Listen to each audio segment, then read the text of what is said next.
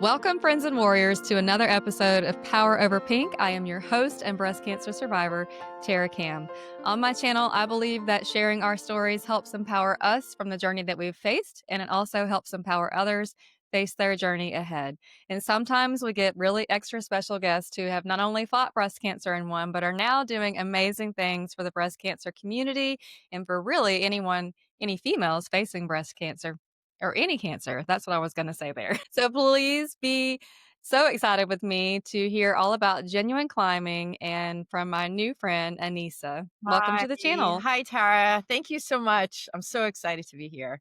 Thanks for having me. I'm so excited to have you. Yeah. So you and I came up to your table at the Young Survivor Coalition and Yeah. learned a little bit about what you guys are doing. But I just want you to tell me everything about genuine climbing, your heart and passion there, and how that's going. Yeah. So I'll just tell you the good stuff first about genuine climbing, and then I'll tell you a little bit how it came about. So what we do is we offer rock climbing retreats up in the New York area for any women affected by cancer over the age of 21. And our retreats go from Thursday to Sunday, and they're completely free, which is super wonderful.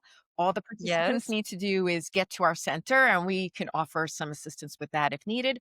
But we provide this gorgeous retreat center that overlooks the cliff with hammocks and gazebos and chickens running around. And then we take women out rock climbing. The area is called the Gunks in New York. It's short for the Shawanagunk Ridge. That's the name of like the mountain ridge.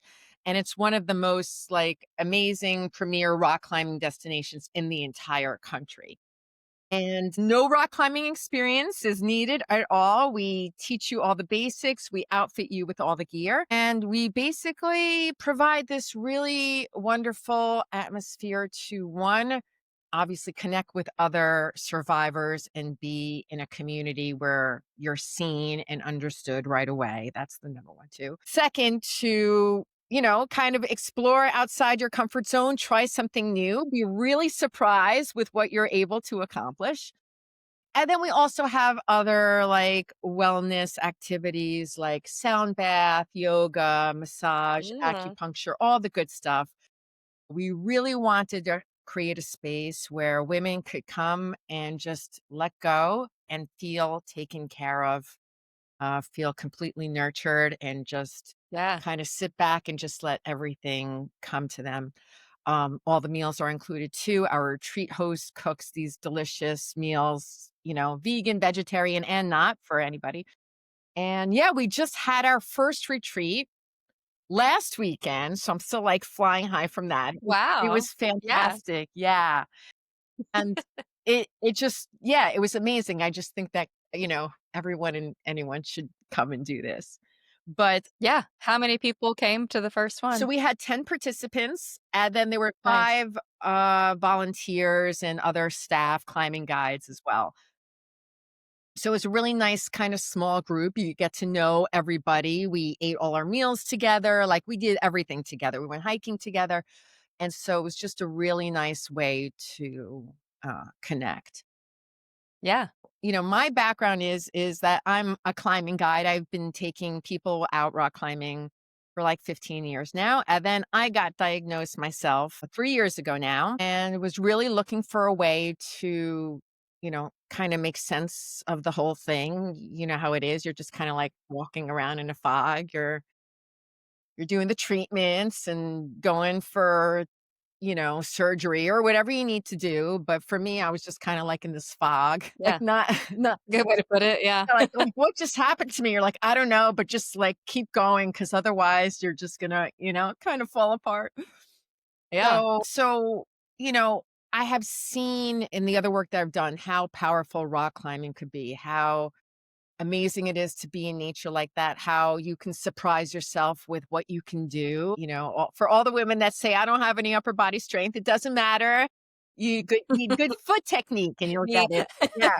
But it's really open to everybody. So I wanted to figure out a way that one that I could kind of make lemonade out of lemons, like, and I was searching for a purpose through my own cancer journey and my own processing. Like what does this really mean to me and how can I how can I make something good out of all of it? And so that's when I came up with the idea of doing these rock climbing retreats because I know it's amazing and I want to share it with everybody. And then adding the part that, like, for survivors to give them a place to kind of just let go and really be themselves and just be seen. So, yeah, so we're new. We just got incorporated last year. This is our first year, our first retreat. And, Very exciting. yeah, it was really wonderful. It was really wonderful. For me too, it allowed me to be a participant as well in the thing, in the retreat. And, I kind of have been realizing, even though 3 years since my diagnosis, that just now I'm starting to actually process what it all means. Mhm. And, there's this idea that when you're done with chemo or done with radiation or, done with whatever, that you should be done with cancer. Like, you're Yeah. better now. Like, you're Yeah. fine, right? Like, unless there's Mm-mm. something like medically prevalent that you're fighting, that you should like be good. And that was kind of what I tried to convince myself, is that this came about and I'm gonna fight it because 'cause I'm a fighter and all that stuff. People tell you how strong you are. Yeah. And afterwards, you're kind of faced with this reality of, like, what does this mean to me? I have this new, like, title as cancer survivor. What does that mean? And Yeah. just for me, the biggest thing was feeling a disconnection from my body, like, just things not working anymore. The whole idea of, like, getting into menopause early and taking, for me, the tamoxifen and all the side effects. And you're just like, I don't even know who I am anymore. I don't even know what normal is. I wanted to, for a while, I was like, oh, I got to get back to my old self. But then I realized, like, there's no going back. Like, now No. there's the evolution of figuring out who you are now, what it means, coming to peace with what all of that means. And for me lately, I've been feeling myself being, like, really angry for, like, and not being able to put words to the anger. Like, Mhm. I'm just mad about it, Right? Yeah, and I didn't even understand why I was angry. I still don't quite, like, enough to really explain it well. But so this retreat was really healing for me as well, because when we all got together and talked about things, I found myself being able to open up as well, because I had never really spent a lot of time with survivors other than, like, the conference or, a few calls to people that, but, like, I haven't been in a room with a small group like that where everybody was kind of like sharing their story, and you could just say, like, wow, like, this is me, like, this is easy to be here now because everybody Yeah. gets it, like, I don't need to Yeah. explain. And so I just said, like, I'm really angry and I don't even know why. And I remember I just looked around and all the women were just, like, nodding at me and smiling, Yeah. and that was enough. Like, I didn't need an answer, right? I don't need a solution. I don't need, like, you should do this and have you tried that? Like, it was just being around other women that just smiled, nodded, and been like, "Yeah, me too." And it's just like, Mhm. that's enough. And so it was a wonderful experience, not only being able to provide these women with this gift and introduce them to climbing and show them how awesome it is, but for me in my own journey to kind of, like, be in that space where I can open up myself. Yeah. I can relate on everything that you said. I'm sitting here going, "God, did she get in my head? Did she?" Right? It's weird. Sounds so familiar. I mean, truly, I think you've summed it up perfectly how all of us kind of do feel and that whole processing system after the journey ends. Because I mean, you're forever changed, like, there is no going back, but then, like, something, gosh, births out of that. Like, I think that, that evolution of who the new person is, how you worded that was so beautiful because, I mean, you are forever changed and you are still processing. I'm 4 years out, Yeah.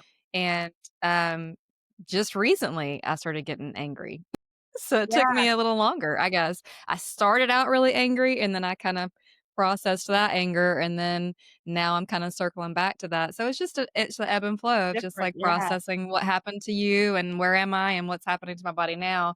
So yeah, I agree 100%. And when I had the thought of doing the podcast, I think that kind of like how you do in your first retreat, it does more for me Mhm. Yeah. than probably even the people attending or telling me their story, and I don't and I'm glad you said that because that's kinda how like, I'm not just creating a platform, but I'm also benefiting from Yeah. the women that I'm meeting and the incredible stories and the perseverance and the encouragement and this whole group of things that come out of that. It's just so beautiful. It's just Yeah. so beautiful. So, tell me more about what you experienced at your first gathering. I mean, that's really the goal is to have a group of people who understand it. Yeah. I'll just go back to saying the thing about the anger because I just find it so interesting is that I had spoken to a friend of mine that I actually went to high school with, and that, after high school, we didn't really connect. And then, of course, through Facebook and all the magic, she's also a survivor. So we got on the phone and we were talking, and she's like 10 years out. So when I told her that I'm 3 years out, she's like, "Oh, you're such a baby." And she's like, "I mean that, and like you're just starting to figure this all out." And I was like, that's good to know that, like, I'm because, like, the pressure is like, it's been 3 years, right? Like, why are you not over this? Like, why are you still letting this bother you? Or why are you thinking about it anymore? Or that kind of thing. And so a lot of it is giving myself the grace to be like, this could be something that's just with me forever, in different stages of being with you. So the analogy that I learned from her, and I've also been talking a lot about, is that like cancer is this backpack that you're always wearing.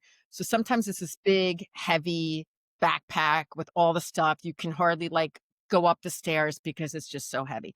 And other times it's like this little drawstring bag that you're just like, blah, blah, blah. And you don't even notice that it's there, but it's Mhm. kind of always with you. And then so it's just managing the weight of the backpack, and then, of course, finding people who could be like, "Hey, can I carry that for you for a minute? Like, can I take the weight off of you?" So, I've been kind of opening up a little bit more about my struggles and my own processing as well, and it's interesting to see I had, like, made this kind of vulnerable post on Instagram, the kind where I'm in my car, like, crying, and I'm like, "Do I hit send on this or do I not?"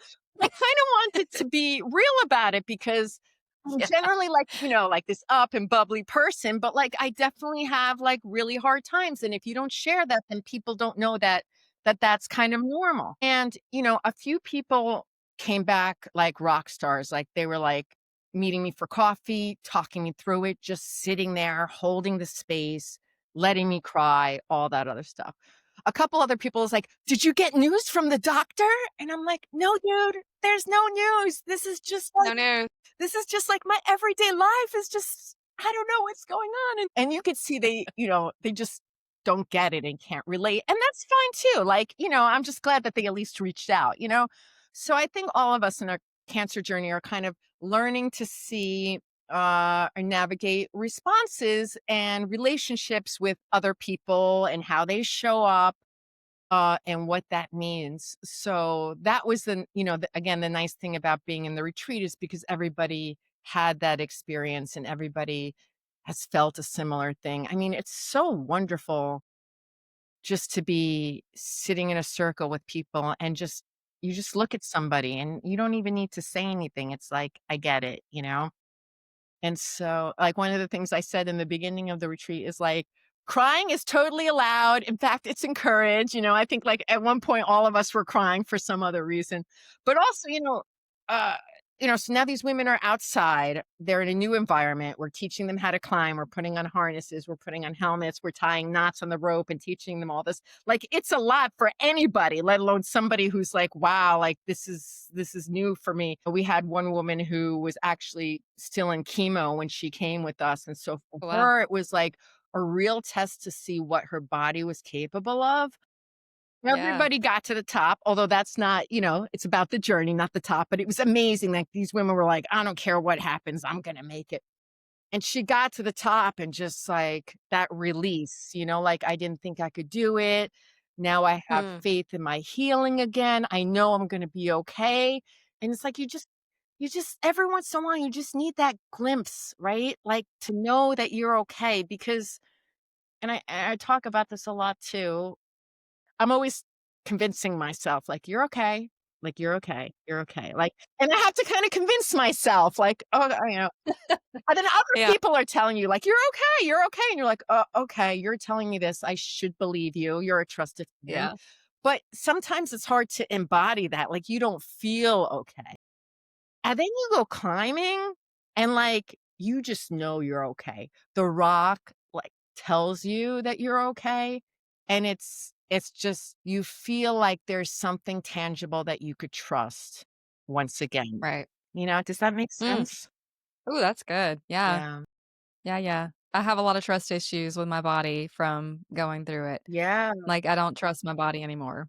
Not that I don't trust it, but I don't trust it. No, It tried no. to kill me once. I mean, So I'm super aware of everything now. So that makes total sense to me. and as a climber getting this diagnosis, the first thing I thought about is like, there goes my climbing season. I wasn't even thinking about like my kids or my family. I was like, what does this mean for my climbing? And when I got the lumpectomy, the first question is like, when can I climb again? When can I climb? And so 10 days after my lumpectomy, I went to my doctor for a checkup. She gave me the thumbs up and I drove straight to the cliff, which is like an hour away, and like got on the rock and just did this easy thing just to know that I could kind of move and flow. Like it wasn't hard by any means, but just needing Yeah. to know that like this was still there for me, you know. And I'm not by any means a strong climber, and I don't think I ever will, and I'm really okay with that because I just enjoy it for the fun of it. But yeah, that trust in the body is a hard thing to, you almost wanna, like, step out of yourself and, like, be mad at Mhm. yourself for not being able to do stuff, for not, like yeah, like, even just like, "Why am I so hot and so cold all the time and the sweat? Why do I have to bring 4 different layers just to go out for dinner because I never know what's gonna happen?" And some of that, yeah, it's super fun to laugh Yeah. at, but sometimes too, it gets to be a lot. You're So like, frustrating. "Why?" Like, "This just Yeah. freaking sucks," you know? It sucks. It really does suck. Yeah. But it's beautiful at the same time. But Yeah, yes, yeah, it's yeah, okay to but, say that. it's Yeah. it's finding peace, it's finding self-compassion, all these big, heavy things that are a lot to do for anybody, for any woman in any situation. Yeah. Um, But I like that you said it was you could put your trust in it, in the yeah, rock, yeah, and also seeing what your body is capable of doing and almost relearning that yeah, trust and almost relearning, listening to your body's connection to being able to move in certain ways, and I yeah, think that's very healing, very much so. yeah. Yeah, it was really wonderful to see that from everybody and just, Mhm. they all came back and, everyone's like, "I didn't think I could do it." And we were like, "We Yeah. knew you can do it." Everybody else knew they could do it, but it's like, Yeah. again, like, you need to regain that trust in yourself because everyone's gonna tell you how great you are, how Mhm. strong you are, what a warrior, like, all those, like, how many times people like, "I admire you're so brave," and you're like, "Sometimes it's hard for me to hear that because I don't feel brave." Like, I almost feel like a fraud. Like, it's nice that I'm being complimented, and I appreciate the gesture, but when I don't feel brave in myself, when I don't feel connected with my body and somebody tells me I'm strong, I'm like, "No, I'm not." Like, it almost makes Yeah. me wanna cry. How could you say that? Do you even get that I don't feel strong at all? I feel broken. I feel like, so it's hard. It's hard to hear that. And then again, so when you're in the environment of other survivors, it's a different language. They don't, like when they come up to you and be like, "You're so strong," it just means something different coming from Yeah. them. Like, Mhm. it's just that shared acknowledgement, you look at somebody's eyes and you're just like, you get it. You don't need to explain. Yeah. It's just Mm-mm. understood. We all know how heavy that backpack can be. Yeah, And I think that's part of it too, is just knowing that heaviness. We're all putting on the brave face and going about our lives, and some people have a really good way of flipping off that switch and moving on. And then some of us are a little more in tuned to our bodies and our connection to our spirits and all these things. Like there's a whole lot of things that play into who we are. And so when the cancer comes for you, it feels almost like I'm not a warrior. I didn't sign up for this fight. You're like, I'm not brave. I'm not strong. I was just given this crappy hand, You're like, "I this don't have crappy any card. choice." It wasn't a choice. It's like this showed up Yeah. and So I'm not brave. I'm wonderful. just doing it because I have to. Yeah, I think that people mean well, but I think, like you said, other women or men who have faced it, they know how heavy that is. They know yeah, how hard it is. I think that's why it means more. And yeah, you understand that they understand. Everybody else wants to understand what it's like, but thank God they don't know what it's yeah, like because they haven't faced it. So I think that support groups, I'm a huge, huge, huge fan of support groups. It's the most healing environment that I've been in. And so I yeah, think that what you're doing is incredible. Not only is it incredible for, trusting your body again and healing, but also when women face these crazy diagnoses, sometimes it leads us to do more adventurous things that maybe we wouldn't have done. yeah. And I feel like rock climbing is like right up there with like jumping out of a plane. Am I wrong? I mean, I've been doing it so long, I find it very, like, normal, compared It's to some not. stuff you're saying now. But, we do start off, like, really chill, like, really easy. And again, even if you just get a few feet up, like, that's enough too. It doesn't have to be like you're climbing 100 feet in the air. Like, Yeah. you could just go a little bit and that's enough. And then, you're surrounded by other women cheering you on and, yelling your name, and that has a lot of power to it too, like having your own personalized cheerleading squad right behind you. I should get pom-poms for everybody. I do feel like it's a little adventurous, but in the most beautiful way. I mean, honestly, I live in Florida. There are 0 rock walls to climb unless we pay for the local, man-made rock. Yeah, yeah, So for you and being surrounded in that beautiful nature, I mean, nature is very healing as well. yeah, So being in the mountains and being outside and being exactly. connecting Yeah. in that way too is very healing. Yeah. And and then we have the other activities too, with the acupuncture and the massage, and there's a sauna Yeah. and a hot tub, and a lot of time is just kind of spent exploring the grounds and hiking, and so it's not, just rock climbing, but that is a big part Yeah. of it because I know that it can really transform people, and it has. It has. So how did this dream come to life within you to be able to do this? I had a lot of resistance to it, of course. You know how things are, like when you have an idea and you're like, "Oh, I don't want to do it." And so I had been talking about it to some people, but really not taking any action on it whatsoever. I was just like, "Wouldn't that be cool?" And so I'm a big believer of like putting things out in the universe, right? And then like, getting signs back or like feedback. And I usually wait for like three things. If three things happen, like I know it has to happen. So first I had gone climbing with a girlfriend of mine and she's like, "How's your nonprofit going?" I'm like, "It's not, it's a lot of paperwork. I don't really know what I'm doing. I don't even know how to file for it." And she's like, I'm like, "I need a board of directors. I don't even like, how do I even do that?" And she's like, "Well, my law firm can do all the paperwork for you for free. We'll do it pro bono and I'll sit on your board." And I was like, "Okay." Well, but like there goes all Wow. your excuses. And I was like, "All right, all right." I'm like, I might be into that. I'm like, let me think about it. And then I was teaching a climbing class at a local gym. And when I had got diagnosis and I put out a big post in the interwebs and I was like, "I have breast cancer." And one of the women in my classes had sent me a message and she said, "Hey, if you have any questions, I'm a specialist." And at the time, I was getting a lot of notes and emails because I'd put it out so publicly, like, "Go to Costa Rica and try this mushroom tea," or "Call my guy and he's do the coffee." And like all these kind of weird things bombarding me very quickly from Right. everybody that like wanted to help. And so when she said she was a specialist, I was actually kind of like a little bit snarky to her. I saw her in class. I was like, "So what makes you like so special?"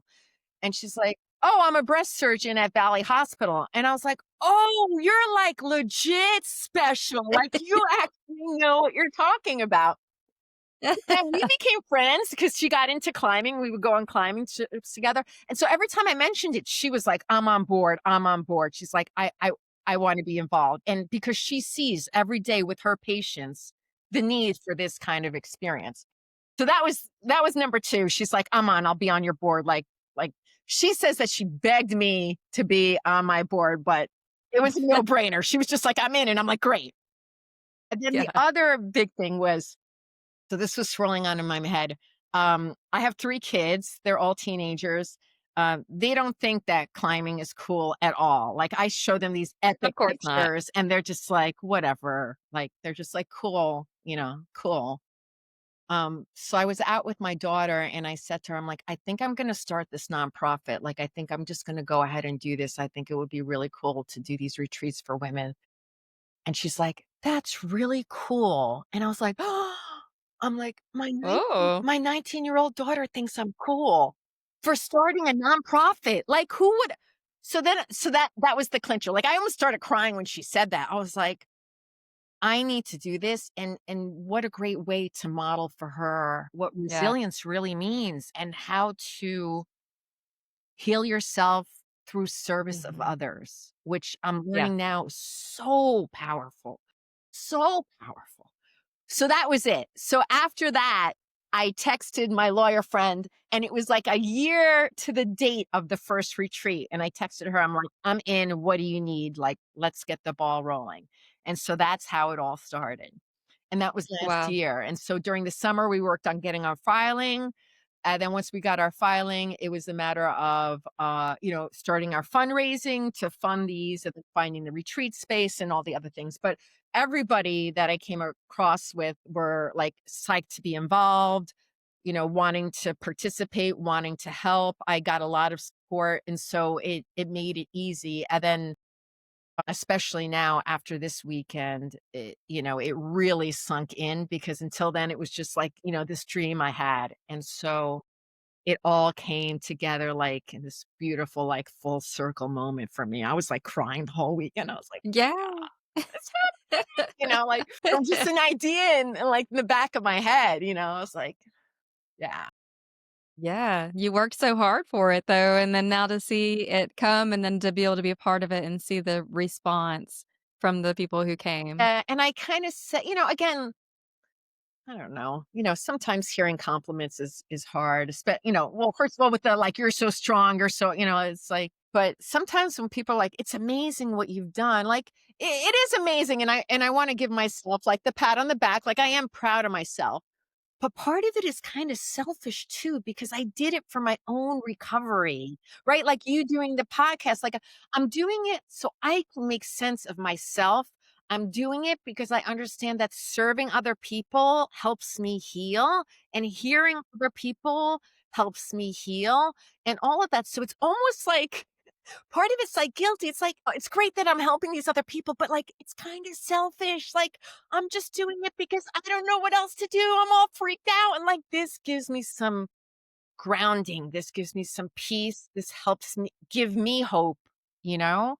And so, like, that interesting space to be doing something so cool and then still feeling like selfish about it, Right, but truly, there's nothing wrong with that Yeah. because it is you're part of the journey, and Yeah. that No, birth this desire to help others, yeah. yeah, no, and I love being, like, all the way in it too because it's been really helping me as well. Yeah, Yeah, I could feel your passion for it, and I could feel your love for it, and it's just beautiful. and I mean, it really truly is. thank I think I'm smiling the whole time because 'cause you're smiling the whole time.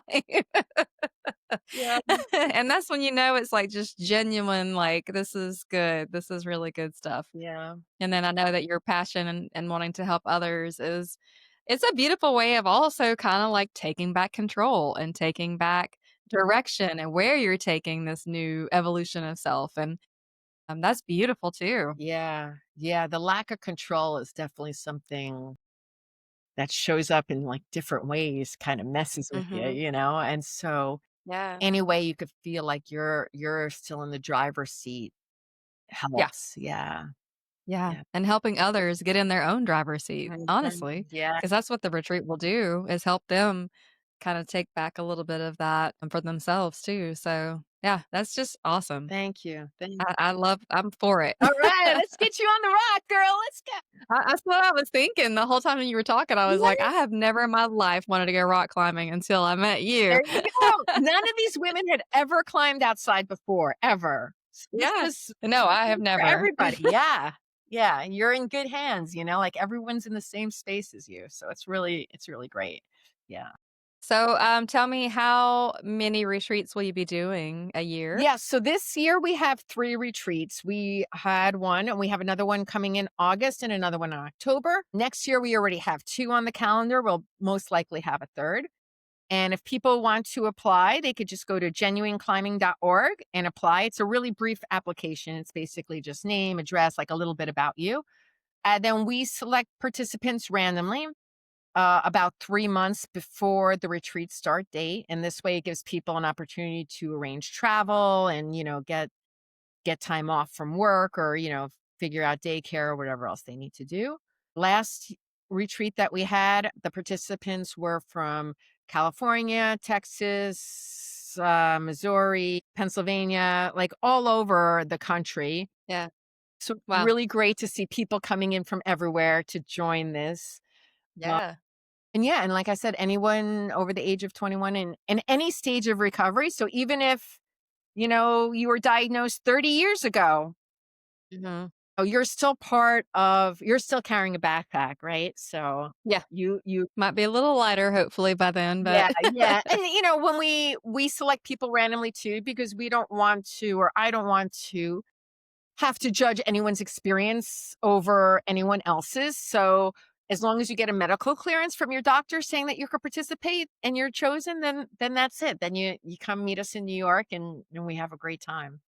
Yeah. that's awesome. Yeah. So travel is not covered though, Travel and is then not once you get covered, there. but we're Yeah. working on, like, helping with some assistance. So if somebody did get selected and they were like, one woman can manage the airfare, but, she's like, "I don't think I could rent a car." And we're like, "Well, we'll just pick you up from the airport." Well, so, like, one of our volunteers is gonna come and pick her up in the airport and drive her over and stuff like that.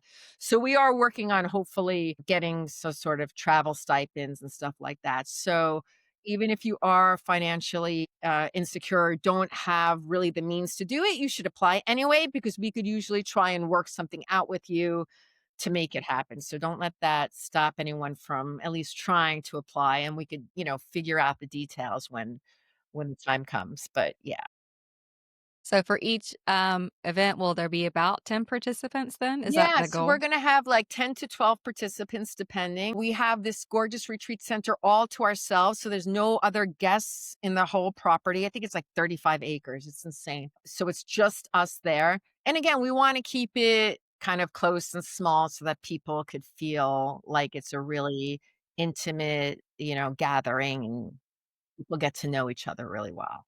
Yeah. Yeah, I bet. I Yeah. bet they do. So if someone wanted to, donate for your organization, We how would they love do that? donations. I mean, we're 100% run on donations, like, to make these retreats work. So, yeah, of course, you can go to genuineclimbing.org, and we have a big fat donate button too. And as a new startup too, we're looking for volunteers really all over the country to help one reach out to other cancer related organizations and let them know we're about doing podcasts with you and other things like Yep. that, and even doing local fundraising. You could have a bake sale at your kid's school or something like that. So if anyone is motivated by the mission and wants to get involved, they could just go to genuineclimbing.org and fill out the form there, and I will get back to you and let you know how you could help out. But certainly donations are very much appreciated, and what makes it work, because like I said, the whole thing, they don't pay anything. So Yeah. yeah. Yeah, No, I that's wanted to make wonderful. it like that. I didn't want people to have Yeah. to feel like they wanted to be a part of it, an experience, but couldn't afford it. So this was my way of trying to make it and make climbing accessible to anybody. Yeah. And any big fundraisers that you have coming up that you'd like to promote? Right now, our next one coming up is we do a big breast cancer awareness event at a climbing gym in October. Forget the date off of my top of my head, but really just, end of year appeals and, Mhm. but you could donate anytime. You don't have to wait till Giving Tuesday to donate. But, no, we don't have any big events yet. We need, we need help running one. So Mm, okay. Well, if exactly. anybody has any ideas, I'm sure she would Exactly. love to hear. There's somebody who loves throwing like little parties or little events, and we also support people with that. So, we provide all the media and all the flyers and all that kind of stuff. So you don't need to do it alone. We could certainly help you with that. Nice. Yeah.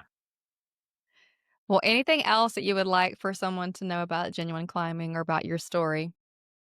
No, I would just encourage everybody to, you know, be curious. I think that's a huge theme for us is just be curious of what you're capable of.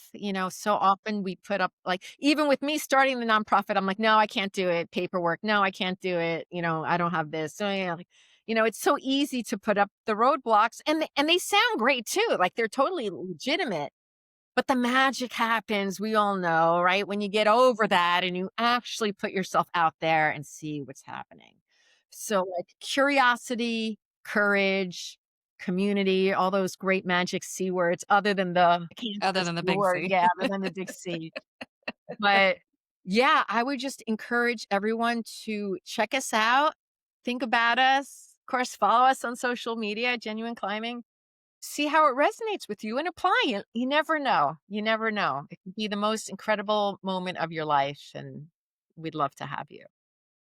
Wow. Well, I'm certainly inspired. I think my cheek muscles might be sore from smiling the whole time, but never have I ever considered rock climbing until now. So thank you for Exactly. inspiring This me. is why. Actually, one of the women that came to our first retreat met at the Young Survivors Coalition conference. Oh, We did in nice. Atlanta. Yeah, yeah. Same thing, had never thought about climbing in her life ever, like never crossed her radar as something she wanted to do.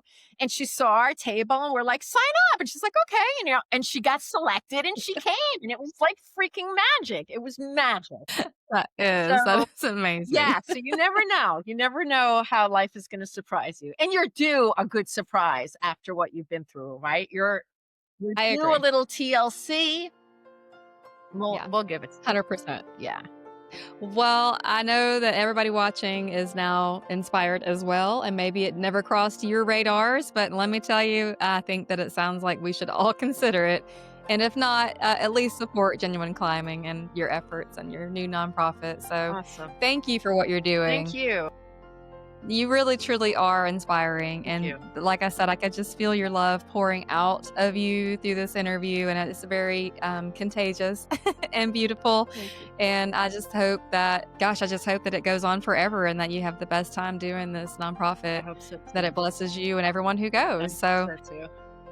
Well, well, thank you for your time. thank you. Thank you for what you're doing. And thank you for inspiring me. Thank you so much. I appreciate you. All right. Well, you guys stay tuned for another episode. And until then, we'll see you next time. Bye. So,